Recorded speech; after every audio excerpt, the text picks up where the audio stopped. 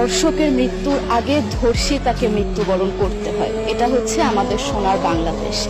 একজন ধর্ষকের জীবনের মূল্যটা এত বেশি যে তাকে ফাঁসির মঞ্চে দাঁড় করা যাবে না। আমরা বাংলাদেশে কয়জন ধর্ষকের নাম জানি যাকে কঠোর থেকে কঠোরতম শাস্তি দেওয়া হয়েছে, যাকে ফাঁসির মঞ্চে দাঁড় করা হয়েছে? আমরা কি আদৌ কেউ জানি?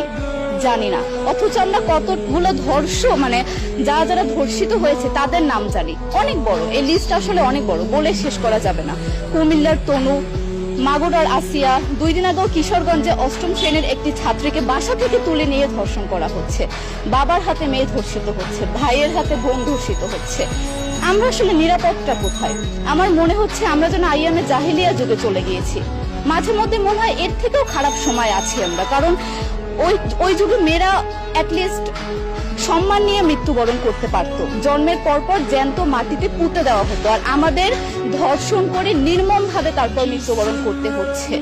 যদি সরকার আমাদের ওই নিরাপত্তা নাই দিতে পারে, তাহলে সরকারের কাছে আমাদের অনুরোধ, আমাদের জ্যান্ত মাটিতে পুঁতে দিক। আমরা বেঁচে থাকতে চাই না, আমরা সম্মান নিয়ে মৃত্যুবরণ করতে চাই।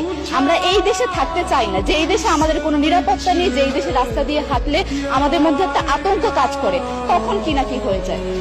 আইন উপদেষ্টা বললেন যে ধর্ষকের নাকি ফাঁসি দেওয়া সম্ভব হবে না, তাহলে নাকি নিরীহ মানুষকেও মাঝে মধ্যে ফাঁসি দিয়ে ফাঁসির ব্যবস্থা করা, মিথ্যা মামলায় ফাঁসি দিয়ে ফাঁসির ব্যবস্থা করা হতে পারে। আইন উপদেষ্টার কাছে আমার প্রশ্ন, আল্লাহ না করুক আজকে যদি আপনার কাছের কেউ, আপনার বোন অথবা আপনার স্ত্রী অথবা আপনার মেয়ের সাথে যদি এরকম কোনো কিছু হতো, আপনি কি আসলে এটা বলতে পারতেন যে না, ধর্ষককে ফাঁসি দেওয়া যাবে না? কোনোদিনও পারতেন না। আপনি সবার আগে তার ফাঁসির ব্যবস্থা করতেন, সম্ভব হলে নিজের হাতে মেরে ফেলতেন। তাহলে আমাদের বেলায় কেন এত বৈষম্য? আমরা কি দোষ করেছি? আমরা কি নারী না? আমরাও তো কারো বোন, আমরাও তো কোনো বাবার সন্তান, আমাদেরও তো বেঁচে থাকার অধিকার আছে, তাই না? কিছু হলে মেয়েদের পোশাকের দোষ দেওয়া হয়। আমার কাছে প্রশ্ন, একটা 8 বছরের শিশুর মধ্যে এরকম কি থাকতে পারে যেটা একটা পুরুষকে অ্যাট্রাক্ট করবে, যেটা একটা পুরুষকে সিডিউস করবে? সেরকম হলে আসলে ধর্ষণ করা হতো সবসময় প্রাপ্তবয়স্ক মহিলাকে। কিন্তু আমরা আসলে পরিসংখ্যান গবেষণা করলে দেখতে পারি যে ধর্ষক সবচেয়ে বেশি করা হচ্ছে শিশুদেরকে, কিশোরীদের সবচেয়ে বেশি ধর্ষণ করা হচ্ছে। দৃষ্টিভঙ্গি পরিবর্তন করুন, চিন্তা ভাবনা পরিবর্তন করুন, ধর্ষকদের আইনের আওতায় আনুন।